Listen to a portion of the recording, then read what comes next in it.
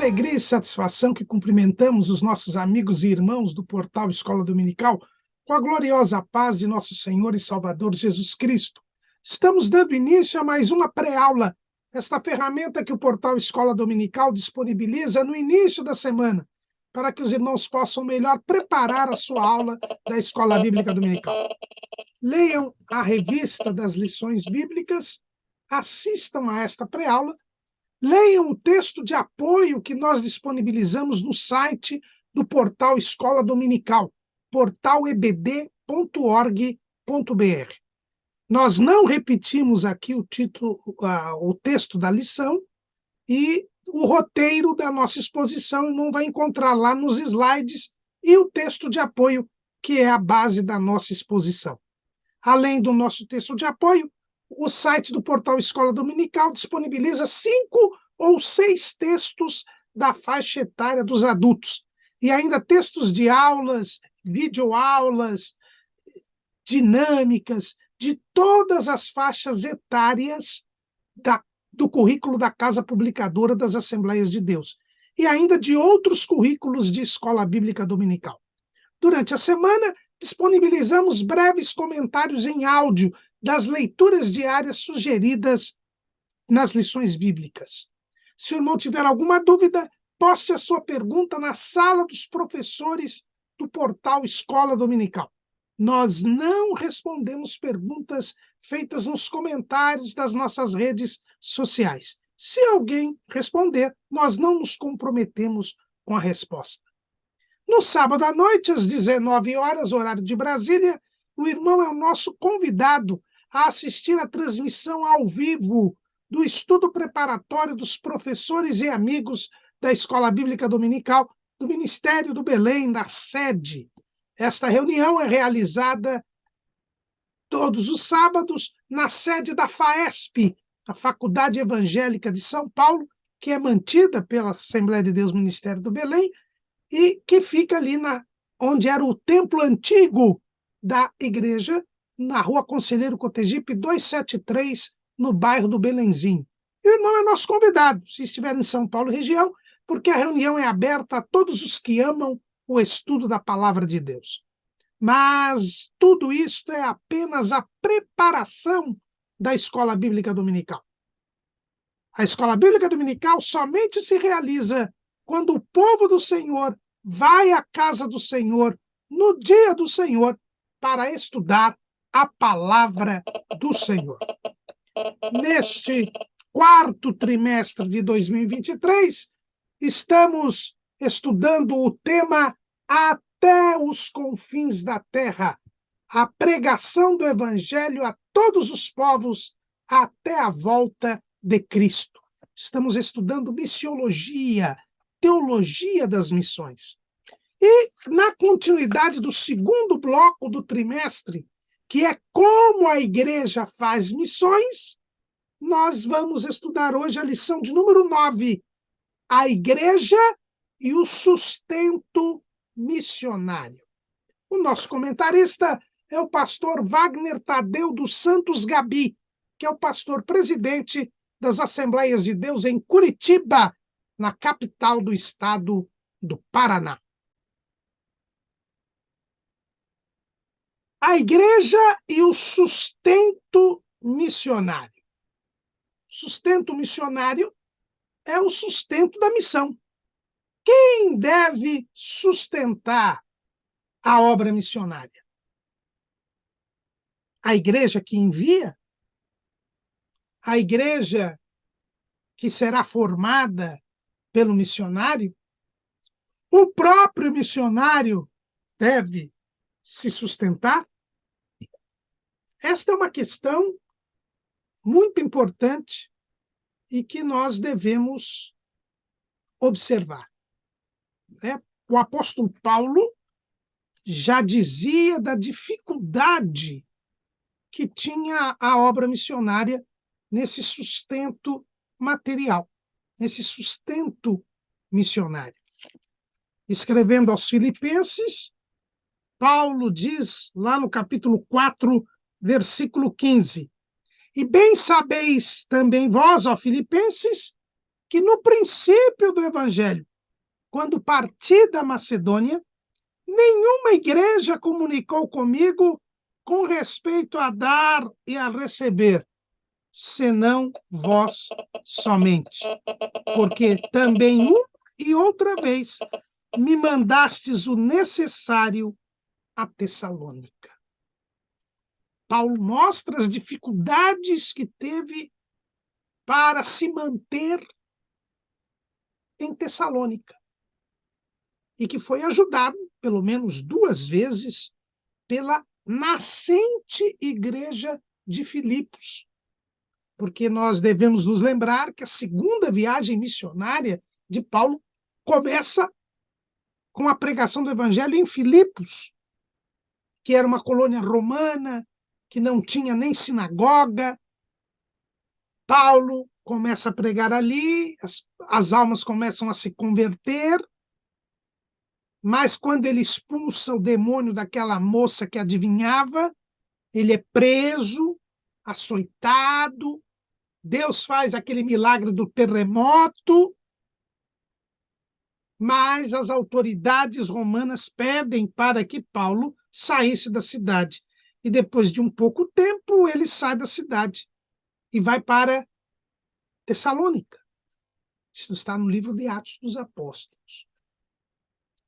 Então, ele é sustentado em Tessalônica com 2 ofertas que lhe mandam, né? E dali para frente a igreja de Filipos sempre iria ajudar o apóstolo Paulo. Mas a verdade é que já havia essa dificuldade.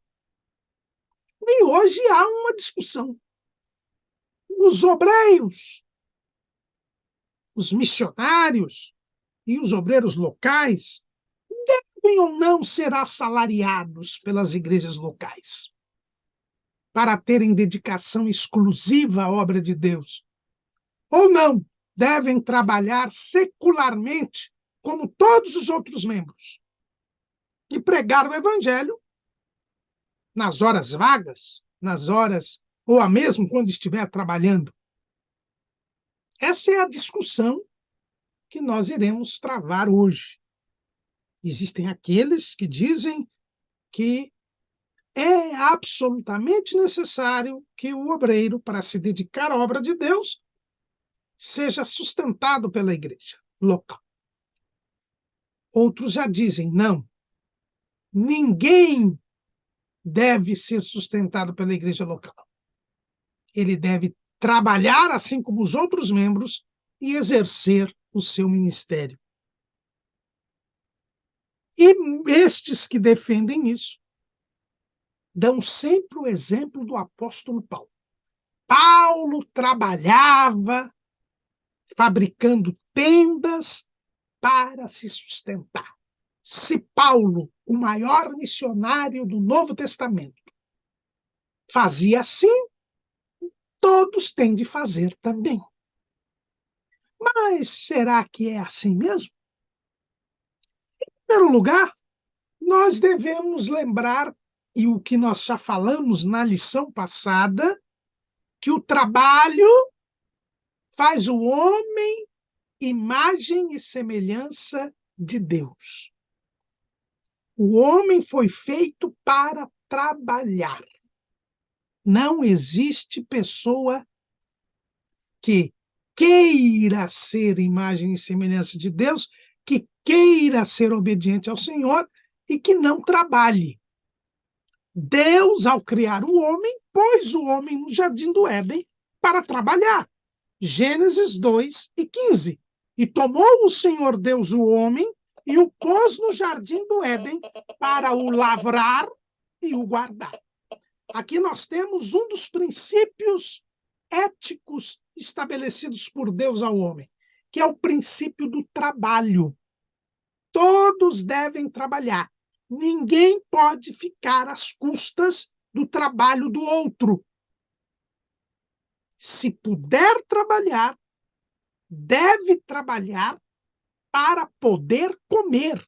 É o que o apóstolo Paulo escreve lá em 2 aos Tessalonicenses, capítulo 3, versículo 12.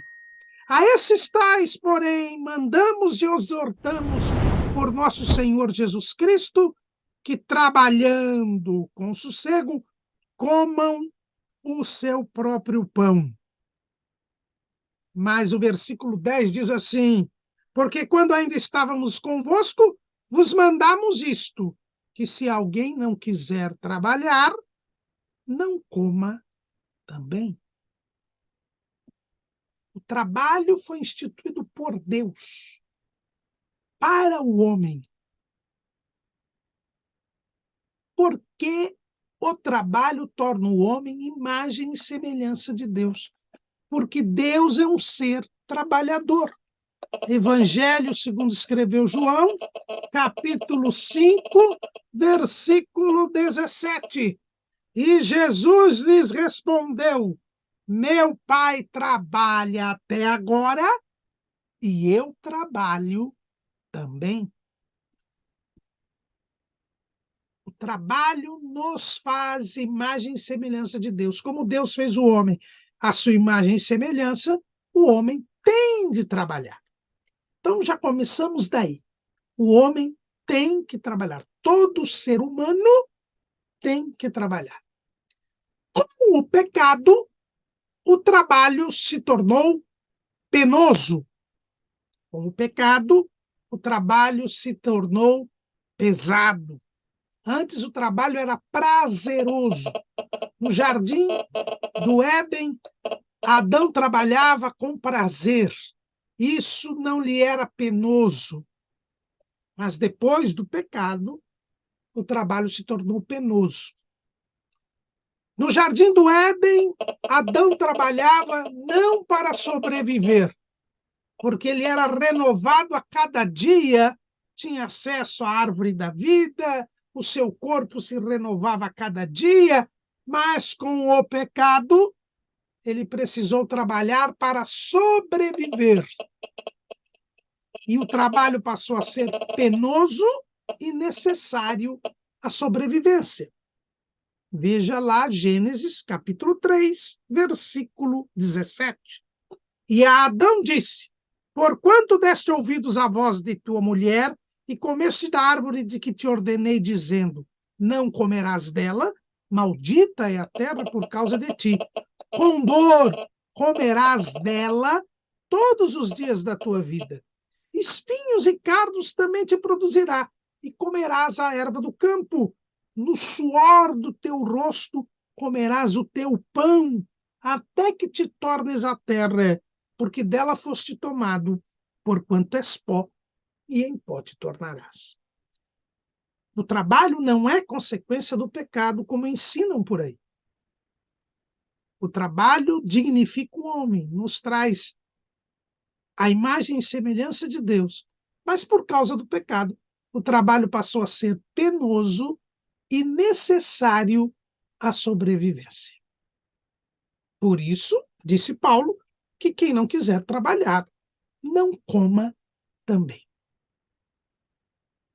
Esse é o ensino a respeito do trabalho. Então, o missionário, ele é um ser humano.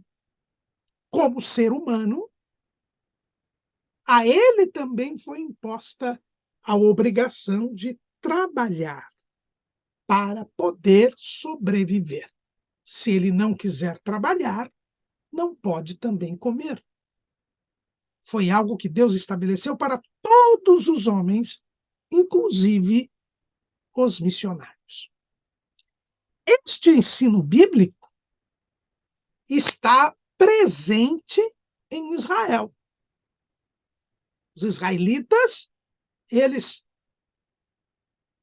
seguiam as Escrituras e entendiam que o trabalho era necessário e, com relação aos doutores da lei, aquelas pessoas que se dedicavam ao estudo da Torá, ao estudo da Tanakh, né, que é a Bíblia hebraica, o Antigo Testamento, eles eram ou não sustentados pelo povo. Os doutores da lei que não são os sacerdotes, os escribas, aqueles que estudavam a palavra de Deus da época, os rabis, os mestres, eles tinham que ter necessariamente uma ocupação manual, um trabalho manual. A tradição judaica, diante deste princípio de que o trabalho dignifica o homem, eles entendiam que não era possível que um rabi, um mestre da lei, um doutor da lei, alguém versado nas escrituras, não tivesse uma profissão, não tivesse um ofício. A tradição judaica ensinava o seguinte: adquira uma ocupação ao lado da sua dedicação à Torá. Era algo que não estava na lei, mas estava na tradição, aquela que Jesus chama tradição dos anciãos, baseada nos princípios bíblicos que nós já falamos a respeito do trabalho. Nos dias próximos do apóstolo Paulo, um pouquinho depois do apóstolo Paulo, nós vamos encontrar um grande mestre da lei, Gamaliel II, que deveria ser filho ou neto do Gamaliel, que era o mestre de Paulo. Paulo diz que ele era discípulo de Gamaliel. A Bíblia fala de Gamaliel lá no capítulo 6 de Atos. Este Gamaliel II, há uma dúvida se é filho ou neto deste Gamaliel, ele que foi um patriarca. Os patriarcas foram líderes judeus depois da destruição de Jerusalém. Depois da destruição de Jerusalém no ano 70, as lideranças, o Sinédrio foi destruído, e aí foi criado o patriarcado durante alguns 2, 3 séculos. Né? E Gamaliel II morreu no ano 114. Ele explicou esta tradição judaica. O que queria dizer? Adquira uma ocupação ao lado de sua dedicação à Torá. O ensino de Gamaliel II era o seguinte: o estudo da Torá realmente é uma coisa boa, mas quando está combinado com uma ocupação, porque o esforço exigido pelos dois não deixa mais tempo nem pensamentos para o pecado. Então, segundo o conceito judaico que vigorava na época de Jesus, na época de Paulo, um rabi, um mestre da lei, ele tinha que ter uma ocupação e exercer esta ocupação ao mesmo tempo em que estudava a Torá e ensinava a palavra de Deus nas sinagogas, nas suas escolas. Por quê? Para não dar tempo nem ter pensamentos que o levassem ao pecado. E aí nós nos lembramos de um dito popular existente aqui no Brasil, de que mente desocupada é oficina do diabo. Era essa a ideia que tinham os judeus. E aí, irmãos, nós temos que lembrar que o apóstolo Paulo, antes de se converter, era um doutor da lei. Gamaliel era um fariseu. Seu filho ou neto também era fariseu. Paulo era fariseu. Então, Paulo foi ensinado conforme esta tradição. Por isso, Paulo aprendeu a fabricar tendas. Porque ele queria ser mestre da lei, ele queria ser um rabi. E para ser um mestre, para ser um rabi, era necessário ter um ofício, ter uma profissão. Então, Paulo ele cresceu aprendendo de que, além de estudar a Torá, ele deveria ter uma profissão. E a profissão que ele aprendeu, e nós vimos na aula passada que profissão é aquilo que a gente aprende, é o ofício, é a profissão. Ele aprendeu a fazer tendas. Ele era discípulo de Gamaliel, o pai ou avô desse que explicou que era preciso trabalhar para estudar a Torá e estudar a Torá trabalhando.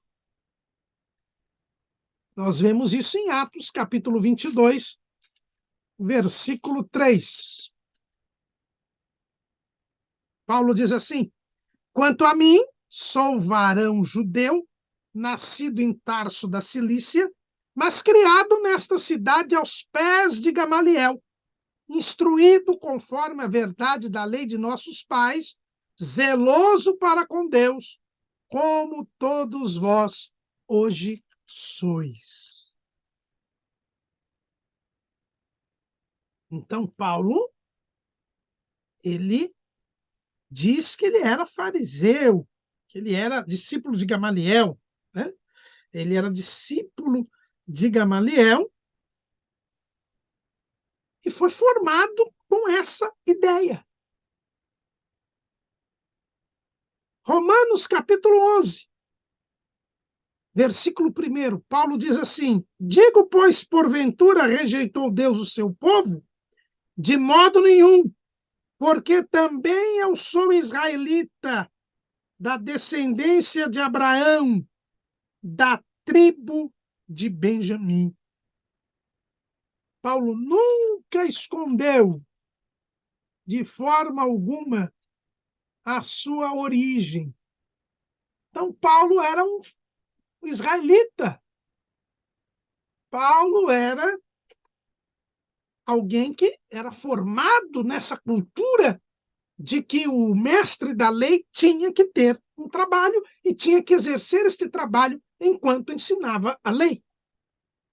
Lá em Atos, capítulo 26, versículo 5, o apóstolo Paulo diz: sabendo de mim desde o princípio, se o quiserem testificar, que conforme a mais severa seita da nossa religião, vivi fariseu. E lá em Filipenses, capítulo 3, versículo 5, ele diz assim: circuncidado ao 8º dia, da linhagem de Israel, da tribo de Benjamim, hebreu de hebreus, segundo a lei, fui fariseu. Então não há dúvida alguma da formação cultural, da mentalidade do apóstolo Paulo. Paulo, ele fabricava tendas porque antes de se converter, ele aprendeu que para ser um mestre da lei, eu preciso exercer um ofício manual, um trabalho manual. Eu não posso ser mestre da lei apenas estudando a Torá, apenas estudando a Torá. Eu preciso também exercer um trabalho manual. Senão, eu não posso ser mestre da lei.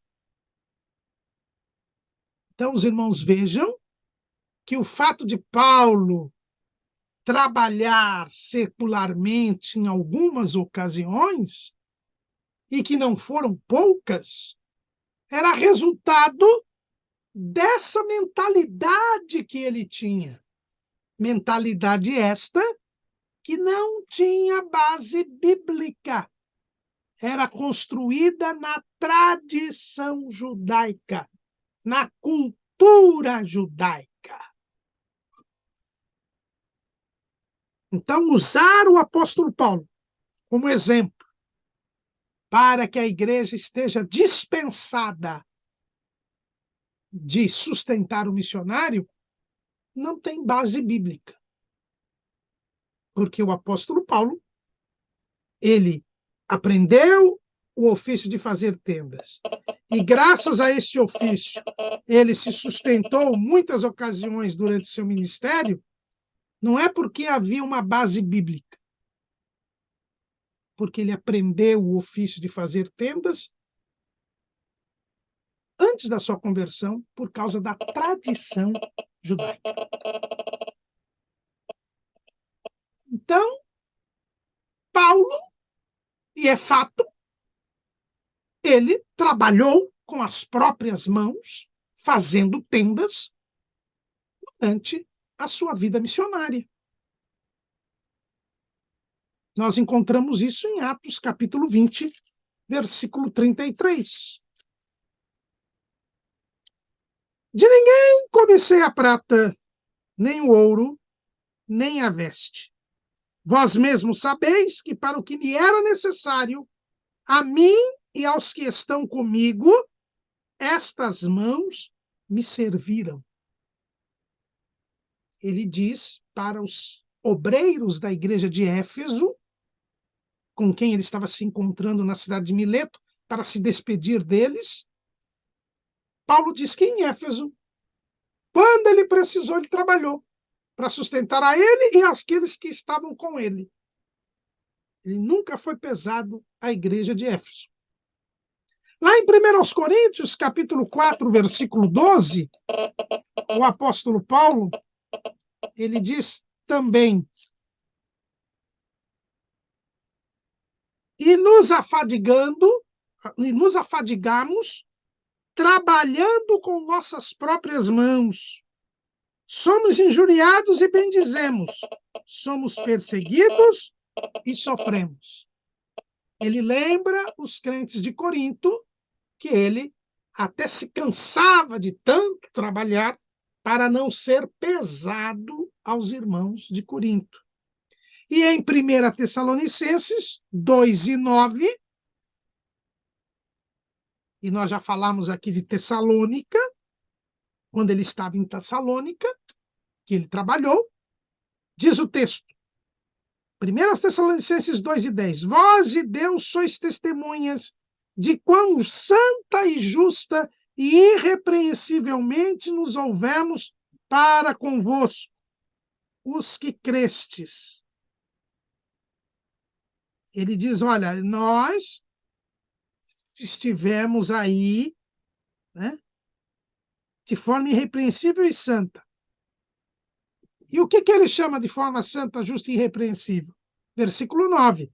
Porque bem vos lembrais, irmãos, do nosso trabalho e fadiga, pois trabalhando noite e dia, para não sermos pesados a nenhum de vós, vos pregamos o evangelho de Deus. Então, não há dúvida de que Paulo, em Éfeso, em Corinto, em Tessalônica, ele trabalhou fabricando tendas. E como é que nós sabemos que ele fabricava tendas? Porque este era o seu ofício. É o que está escrito lá em Atos, capítulo 18, versículo 3. E como era do mesmo ofício, ficou com eles e trabalhava, pois tinham por ofício fazer tendas.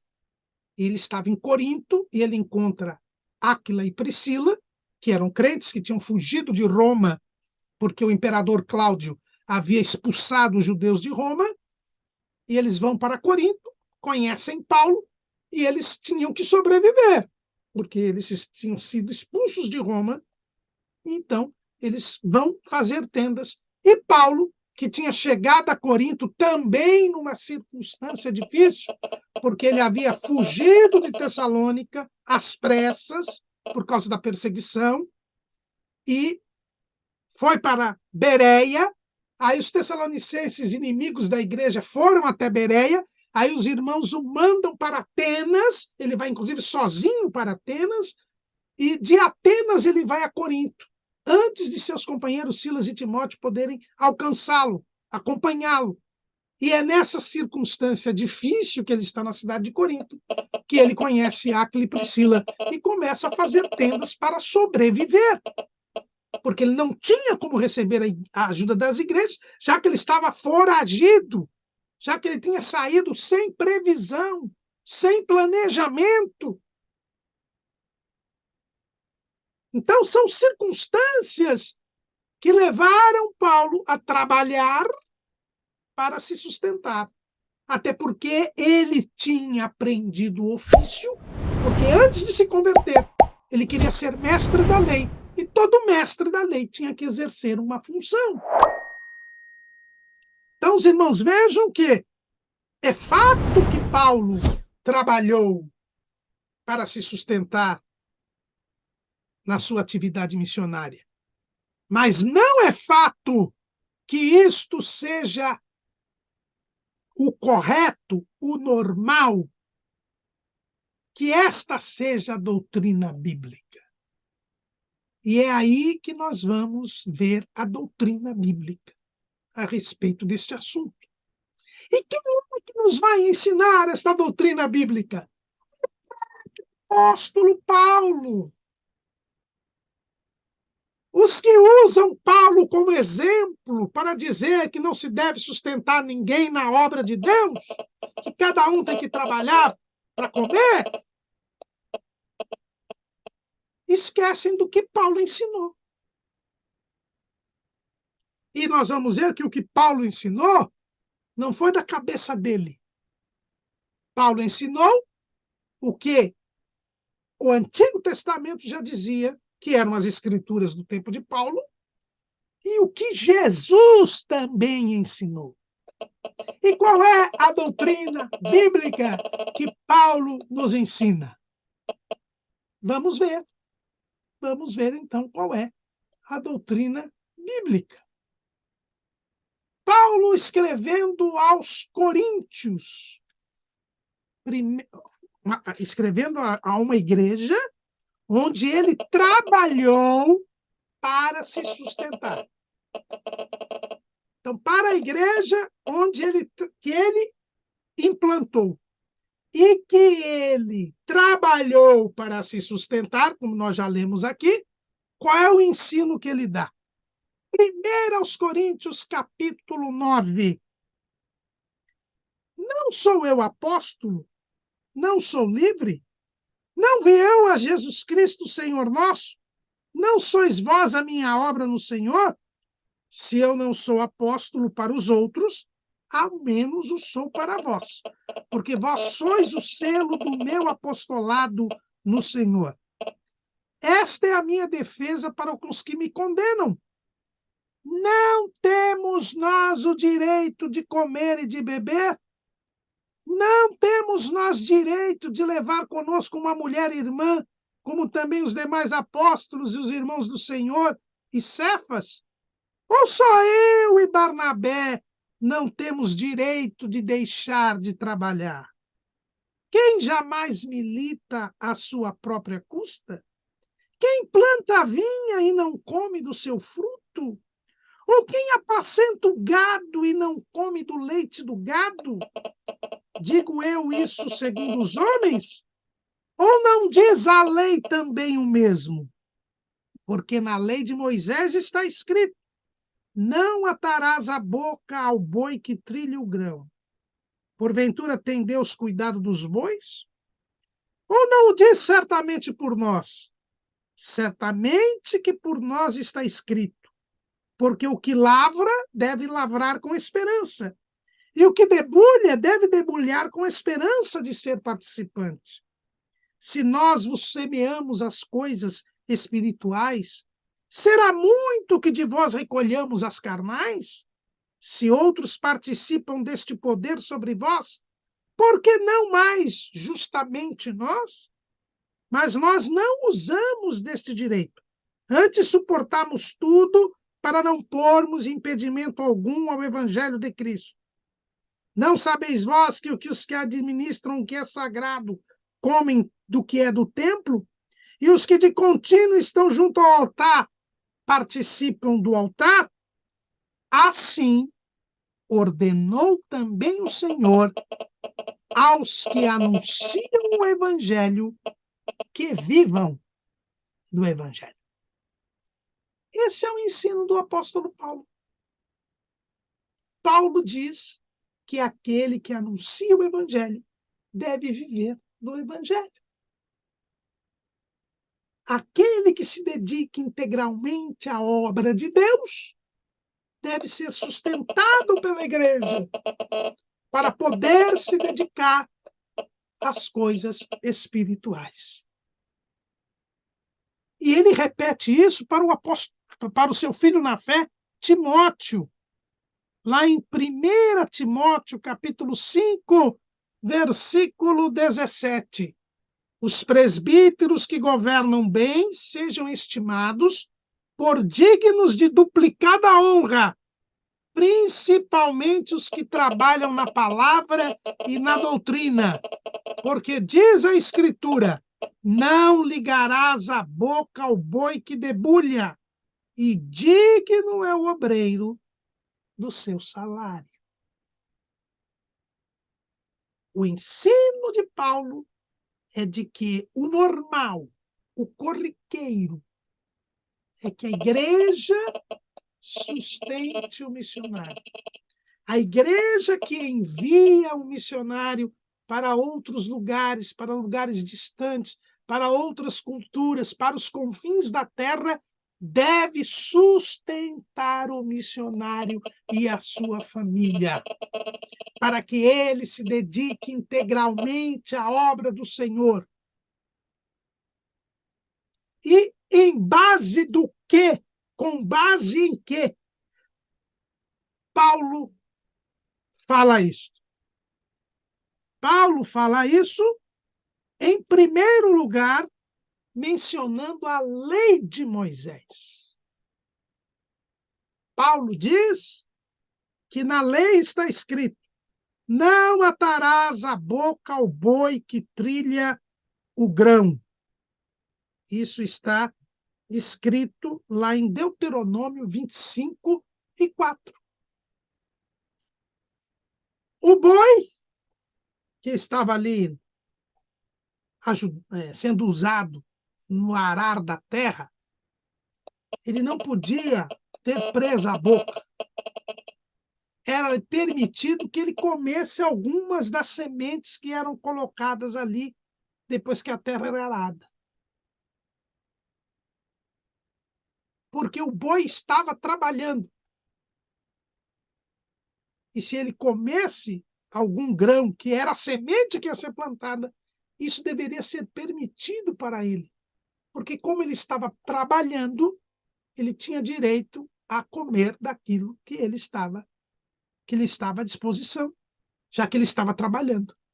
Ora, se a lei dizia que o boi podia comer o grão porque ele estava trabalhando, por que o ser humano não pode comer e ser sustentado, comer e beber, se ele está trabalhando para o bem espiritual, para o crescimento da igreja? Ele foi enviado pela igreja, porque ele foi chamado por Deus para ganhar almas. E ele tem que se dedicar a isso. Ele tem que ganhar as almas para Jesus, ensiná-las a palavra de Deus, prepará-las para o batismo, formar as igrejas, promover a edificação dos crentes. Ele tem que ter tempo para isso. Orar, buscar o poder de Deus, porque ele está numa batalha à frente da batalha espiritual, lutando contra as fortalezas de Satanás, porque ele está ali para tirar as pessoas do poder das trevas, do poder de Satanás, para a luz, para o poder de Deus. E ele tem que parar isso para poder sustentar a sua família e ele. Se a igreja o enviou, se a igreja está obedecendo à ordem do Espírito Santo, que escolheu aquele obreiro para fazer aquela obra, evidentemente que ele tem direito a comer dos recursos angariados pelo trabalho material dos irmãos, porque ele está trabalhando. Quando ele prega o evangelho, quando ele expulsa demônios, quando ele cura leprosos, quando ele ressuscita mortos, Ele está trabalhando. O trabalho não é apenas fabricar tendas. O trabalho é ganhar almas para Cristo, é exercer o ministério. E ele precisa estar focado nisso, pois ele foi chamado pelo Senhor para isto.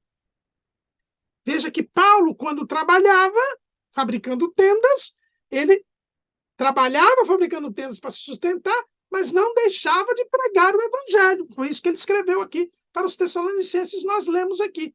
Eu trabalhava dia e noite, me afadigava para vos pregar o evangelho. Olha o desgaste e olha o tempo que ele deixou de pregar o evangelho para fabricar tendas. Isso foi bom? Não, não foi. Tanto é que quando ele foge de Tessalônica, ele fica preocupadíssimo, querendo voltar para Tessalônica, para poder terminar o trabalho do discipulado, que ele não tinha terminado. Por isso que ele vai escrever a carta aos Tessalonicenses, porque ele mesmo diz na carta que ele tentou voltar, mas tinha sido impedido pelo diabo. E por que ele precisava voltar? Porque ele precisava cristalizar o conhecimento da doutrina para aquela igreja. E por que ele não teve tempo para isso? Porque ficou trabalhando dia e noite fabricando tendas. Lhe faltou esse tempo. E ele não pôde voltar a Tessalônica. Não pôde recuperar esse tempo. Vemos como é necessário. E se o boi pode comer, porque o ser humano, e mais do que o ser humano, a pessoa escolhida por Deus para ganhar almas em outros lugares e outros países, não pode comer daquilo que é doado pelos irmãos, pela membresia da igreja que enviou para o sustento da obra de Deus. Até porque o homem vale mais do que o boi. E quem é que ensina que o homem vale mais do que o boi? É Jesus. Jesus, ele diz que o ser humano vale mais do que as outras criaturas terrenas. Lá em Mateus, capítulo 6, versículo 26. Olhai para as aves dos céus, que não semeiam, nem cegam, nem ajuntam em celeiros, e vosso Pai Celestial as alimenta. Não tendes vós muito mais valor do que elas? Quando Paulo faz esta comparação de que a lei protege o boi que trabalha e diz, por isso devemos proteger ainda mais o homem que trabalha, essa aplicação, essa lógica é confirmada por Jesus quando ele ensina o Sermão do Monte. Então, os irmãos vejam que o primeiro argumento de Paulo é um argumento bíblico, escriturístico, que é confirmado pelo Senhor Jesus e que vale muito mais do que uma tradição judaica. Mas prossigamos. O segundo argumento que o apóstolo Paulo usa é que o missionário, o obreiro, o missionário, ele ensina coisas espirituais. Ele distribui bens espirituais, que são mais elevados do que os bens materiais. Escrevendo também aos Coríntios, mas na segunda carta, aliás, nessa primeira carta, Paulo já havia dito isso. Ele disse que os obreiros, eles são despenseiros dos mistérios de Deus. né? Capítulo 4, versículo 1, que os homens nos considerem como ministros de Cristo e despenseiros dos mistérios de Deus. O missionário, ele distribui o tesouro de Cristo, a palavra de Deus. Ele traz Jesus para as pessoas. E trazendo Jesus para as pessoas, ele traz salvação, ele traz cura, ele traz batismo com o Espírito Santo, ele traz a esperança da volta de Cristo, ele traz a libertação dos demônios. Essa é o que o missionário entrega. São coisas espirituais, que são superiores às coisas materiais. E quem ensina que as coisas espirituais são superiores às coisas materiais? Nosso Senhor e Salvador Jesus Cristo. Mateus, capítulo 6, lá no Sermão do Monte, versículo 31. Não andeis, pois, inquietos, dizendo que comeremos, ou que beberemos, ou com que nos vestiremos, porque todas essas coisas os gentios procuram.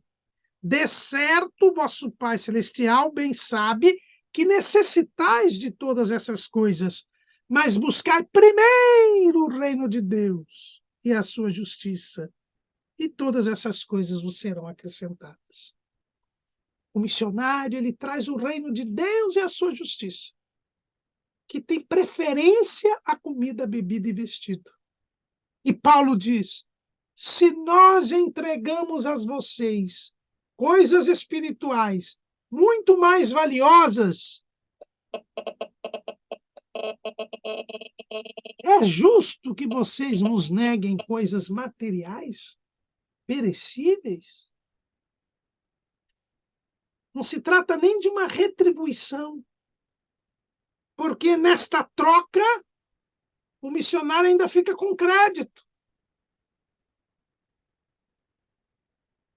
Quem entrega as coisas superiores, que são as espirituais, tem direito a receber as coisas inferiores, que são as materiais. Mas há um terceiro argumento que o apóstolo Paulo nos traz para comprovar. E aqui, mais uma vez, ele está baseado em Jesus, baseado na palavra de Deus, porque Jesus é o verbo, é a palavra de Deus. É um argumento bíblico, um argumento escriturístico, não é tradição. E o terceiro argumento que nós temos aqui para a doutrina ensinada por Paulo é o fato de que os levitas e os sacerdotes, eles viviam e comiam daquilo que era levado ao templo. Os dízimos eram dados para o sustento dos sacerdotes e dos levitas. E por que os sacerdotes e os levitas eram sustentados pelo resto do povo? Porque eles não tinham herança. Não foi destinada nenhuma parte da terra para a tribo de Levi. A herança dela, a porção dela era o Senhor. Ela foi separada para trabalhar para o Senhor. Então, quando um missionário é separado por Deus para se dedicar exclusivamente à obra do Senhor, ele tem direito a participar daquilo que é trazido para o templo, daquilo que é recolhido, dos recursos que são trazidos. Não estamos dizendo que o obreiro, o pastor, o missionário seja um sacerdote e o resto seja leigo, como ensina a Igreja Romana. Não, todos nós somos sacerdotes. Mas o missionário tem uma chamada especial. Nós já estudamos isso aqui. O missionário é alguém que é separado pelo Espírito Santo para esta obra. E se ele é separado, assim como os levitas foram separados por Deus, assim como os levitas tinham direito a ser sustentados, eles também têm. É mais um ensino baseado na lei de Moisés, na palavra de Deus. Então, a doutrina é que a igreja deve sustentar o seu missionário, para que ele possa se dedicar integralmente à obra de Deus. Porque é o seu trabalho. Digno é o obreiro do seu salário. E Jesus, ele confirma isso quando ele manda os 70 discípulos. Quando ele manda os 70 discípulos para pregar nas aldeias e cidades de Israel, ele diz o seguinte, Lucas capítulo 10, versículo 7. E ficai na mesma casa, comendo e bebendo do que eles tiverem, pois digno é o obreiro do seu salário. E Jesus mandou eles fazerem o quê?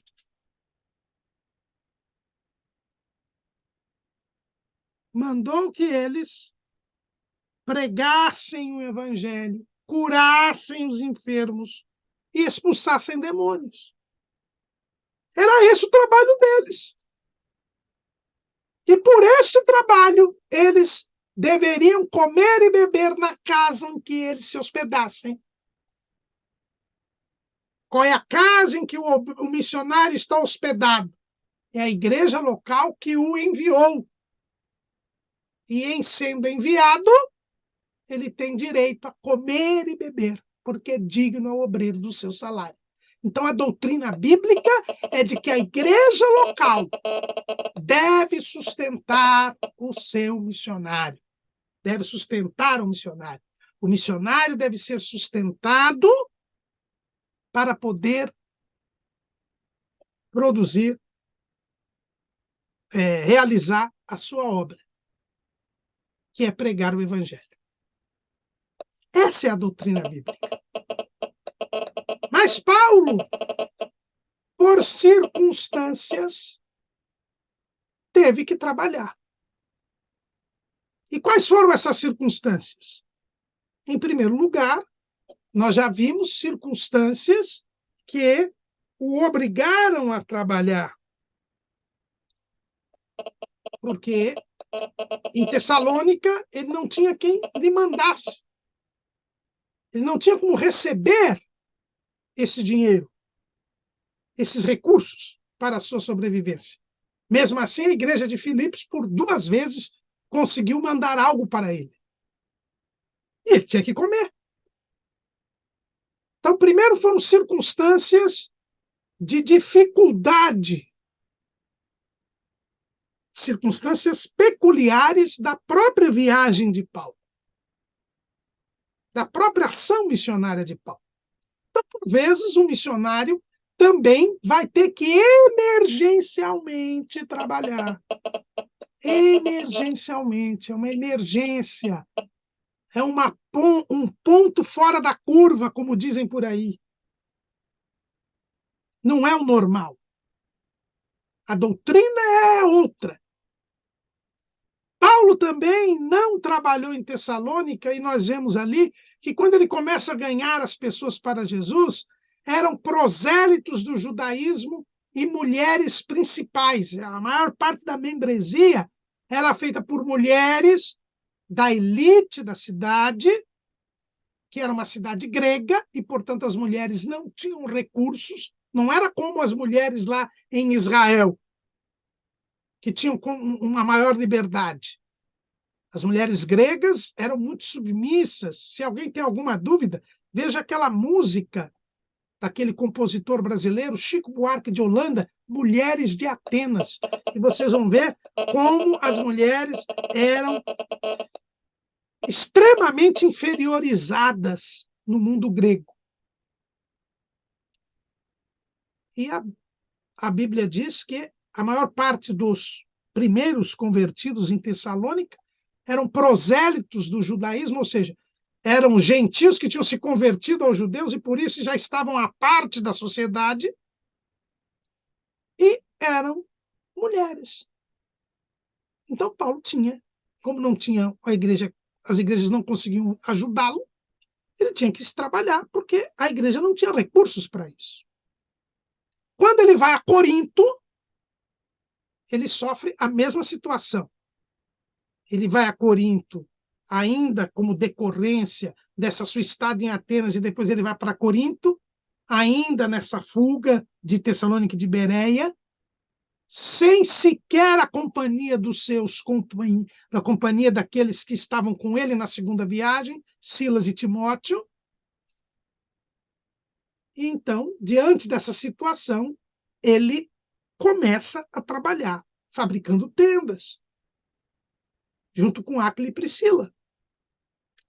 E depois continua, quando ele vai ganhando as pessoas para Cristo, ele continua trabalhando. Por quê? Porque ele notou que em Corinto não era conveniente que ele fosse sustentado pela igreja. Em primeiro lugar, havia uma grande resistência entre os coríntios à ideia do sustento.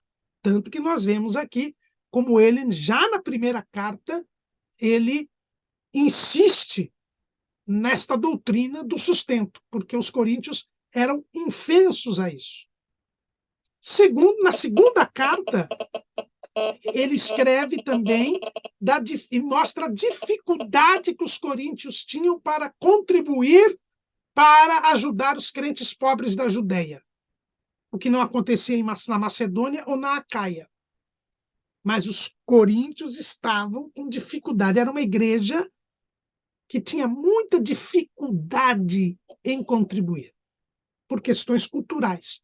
E por isso mesmo, Paulo preferiu não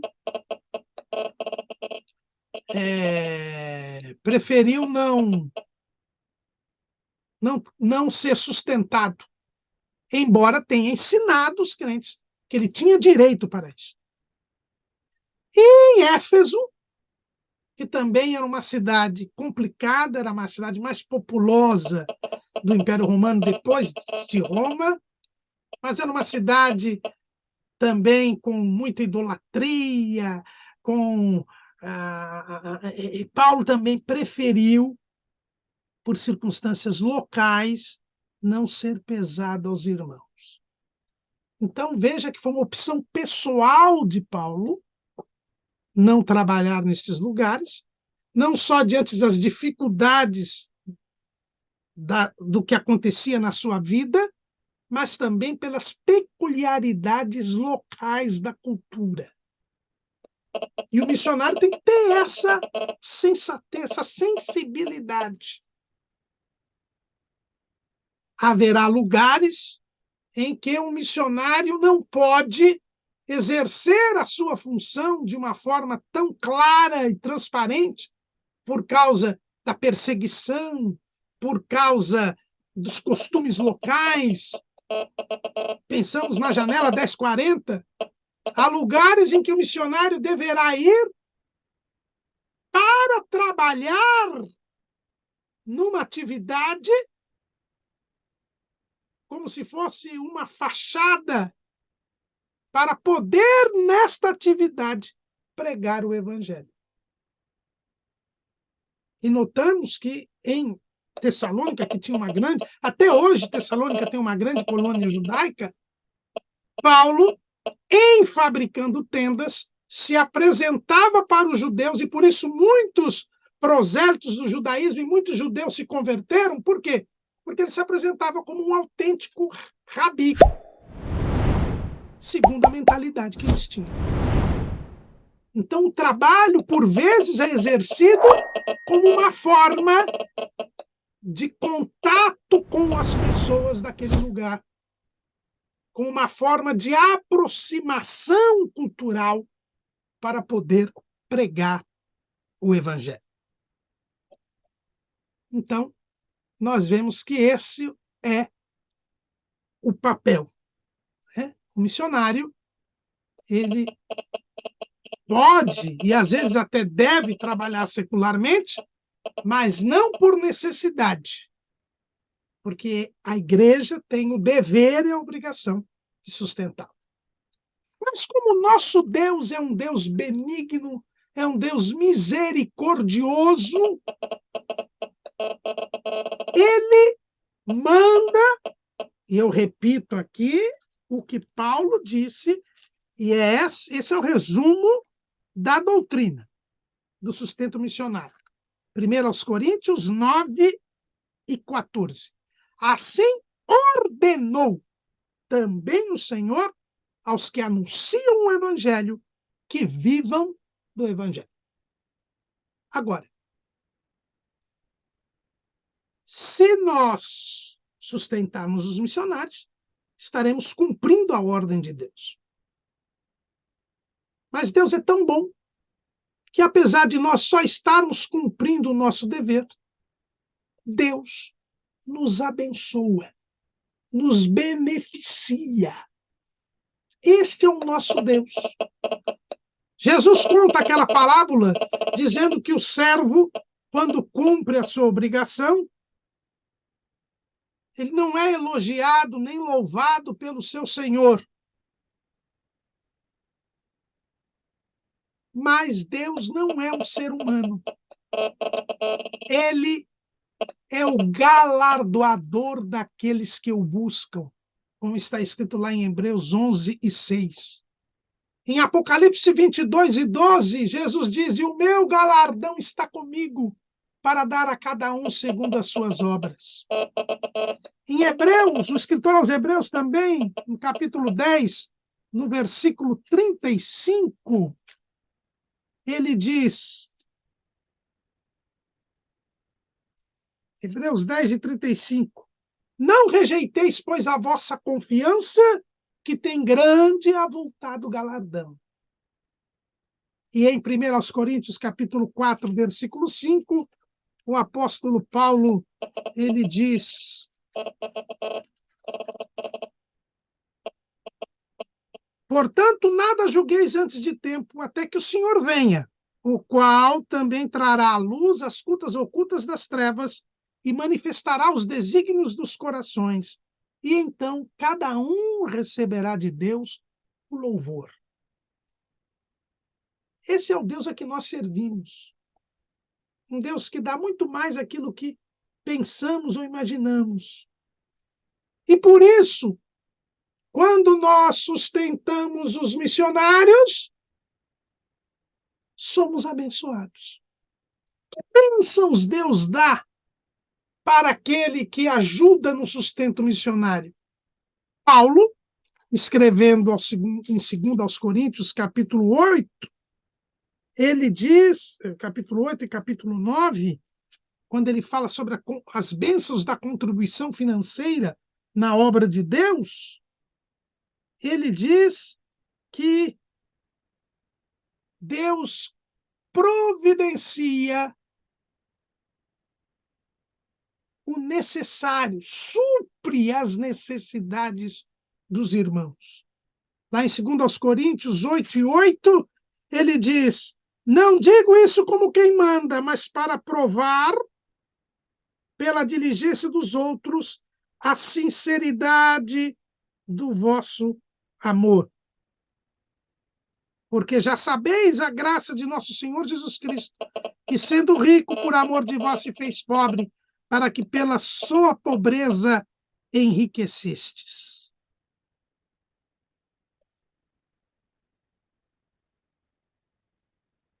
E Paulo prossegue dizendo, olha, como está escrito, o que muito colheu não teve de mais, e o que pouco não teve de menos. a vossa abundância supra a falta dos outros, para que também a sua abundância supra a vossa falta e haja igualdade. Paulo lembrando que no maná cada um pegava o necessário à sua sobrevivência. Quem comia mais conseguia pegar mais, quem comia menos pegava menos, mas ninguém tinha falta. Quando nós nos dedicamos ao sustento missionário, Deus promete suprir as nossas necessidades. O apóstolo Paulo, ele confirma isso para a igreja de Filipos, que o sustentava. O meu Deus, segundo as suas riquezas, suprirá todas as vossas necessidades em glória por Cristo Jesus. Filipenses 4,19. Quem colabora com o sustento missionário tem as suas necessidades supridas. É promessa de Deus e Deus é fiel. Vivemos dias difíceis no campo econômico-financeiro. E isto tende a piorar, como mostram as profecias bíblicas. Mas se nós não deixarmos os missionários ao léu, se nós os sustentarmos, o Senhor suprirá a nossa necessidade. Mas tem algo além. Deus diz, a palavra de Deus diz. Olha o que o apóstolo Paulo fala lá em 2 Coríntios, capítulo 9, versículo 6. E digo isto, que o que semeia pouco também ceifará, pouco também ceifará, e o que semeia em abundância também ceifará. Cada um contribua segundo o propôs no seu coração, não por tristeza ou por necessidade, porque Deus ama o que dá com alegria. E Deus é poderoso para tornar abundante em vós toda a graça, a fim de que, tendo sempre em tudo toda a suficiência, superabundeis em toda boa obra, conforme está escrito, espalhou, deu aos pobres, a sua justiça permanece para sempre. Ora, aquele que dá semente ao que semeia e pão para comer, também multiplicará a vossa sementeira e aumentará os frutos da vossa justiça. Deus promete multiplicação. E não só material, mas principalmente espiritual. Aquele que contribui para o sustento missionário, ele terá abundância material e espiritual. Porque o Senhor diz que vai multiplicar a sementeira e aumentar os frutos da vossa justiça. Quando nós colaboramos no sustento missionário, e é bom lembrar que o sustento não é só o material, nós já falamos outro dia, em outra lição passada, que o sustento abrange também o companheirismo, a intercessão, a amizade, a consolação, o contato, a cooperação. Quem faz isso cresce espiritualmente. Tem condições favoráveis para ter abundância, para ter a vida abundante que Jesus quer dar a cada um de nós. Agora, esta contribuição, ela traz multiplicação, traz prosperidade, ela traz suprimento das necessidades, mas ela precisa ser voluntária. Cada um contribua segundo propôs o seu coração, não com tristeza ou por necessidade. Se você contribui porque é necessário, porque a sua posição na igreja não permite que você não contribua. Se você contribui triste,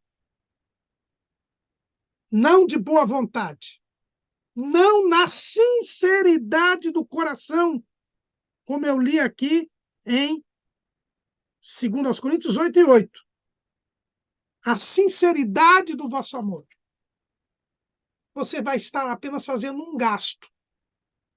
E este gasto não vai lhe trazer suprimento de necessidade, nem tampouco multiplicação. E se você contribui por ganância, como um investimento para enriquecer, saiba que quem faz isto, por 2 motivos, não será abençoado. O primeiro é que quem contribui para ficar rico, não, eu vou contribuir na obra de Deus, porque aí multiplica a minha riqueza. É um investimento. Quem é assim não é filho de Deus. E, portanto, não é abençoado por Deus. Deus não ouve, porque Deus só ouve aquele que é temente a ele. Mateus capítulo 6, versículo 24. Ninguém pode servir a 2 senhores, porque ou há de odiar um e amar o outro, ou se dedicará a um e desprezará o outro. Não podeis servir a Deus e a Mamon, que são as riquezas. Quem contribui para ter mais dinheiro é servo de Mamon, não é servo de Deus. É idólatra, porque lá em Colossenses 3:5 diz que o avarento é idólatra. A avareza é idolatria. E se ele é idólatra, ele não tem a bênção de Deus. E segunda coisa, o seu comportamento é reprovado pelo Senhor. Porque lá em 1 de Pedro, capítulo 5, versículo 2, está escrito: apacentai o rebanho de Deus que está entre vós, tendo cuidado dele, não por força, mas voluntariamente, nem por torpe ganância, mas de ânimo pronto. Deus não admite na sua obra obreiros, pessoas que tenham torpe ganância. Então, não adianta querer fazer investimento. E para nós terminarmos, uma igreja que sustenta um missionário, uma igreja que colabora para o desenvolvimento da obra missionária, é uma igreja que garante a sua própria sobrevivência. Uma igreja que não evangeliza no lugar onde ela está e que não evangeliza em missões transculturais, ela se extingue, ela acaba. É o que está acontecendo nas igrejas da Europa, está acontecendo nas igrejas dos Estados Unidos.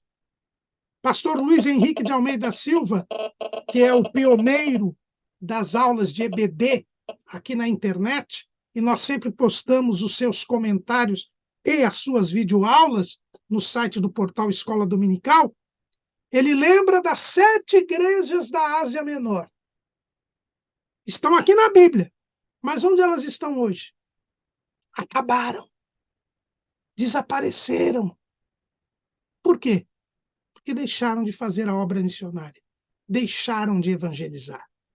Uma igreja local que sustenta a obra missionária é uma igreja local que garante a sua própria sobrevivência. Amém.